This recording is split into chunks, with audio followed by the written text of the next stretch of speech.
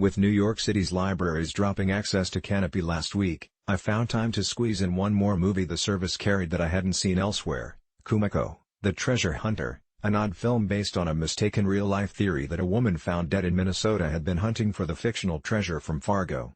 It's a great one-line premise that very much made me interested in seeing the movie. But it turns out that centering a film around a character who's strange enough to mistake a fictional film for a real event makes it very challenging for the character to also be thoughtful and compelling enough to lead a quiet, emotional movie. It makes the rest of the film feel unfortunately one-note, because Kumiko's motivations are bizarre and shallow. The film is gorgeous to watch, though. The cinematographer who shot it went on to do Green Room, 20th Century Women, and Green Book. Check out 7 trailers from this week below.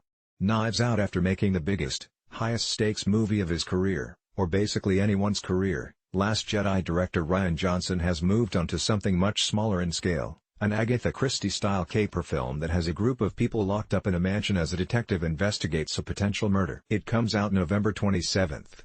Jumanji, The Next Level. 2017's reboot of Jumanji came out just days after The Last Jedi and still managed to make a ton of money. So this year, Sony is doing it again, with a sequel going up against the final Star Wars entry just a few days later in December. Enjoy The Rock's Danny DeVito impression. Wu-Tang, an American saga. Hulu's latest TV adaptation is The Wu-Tang Clan.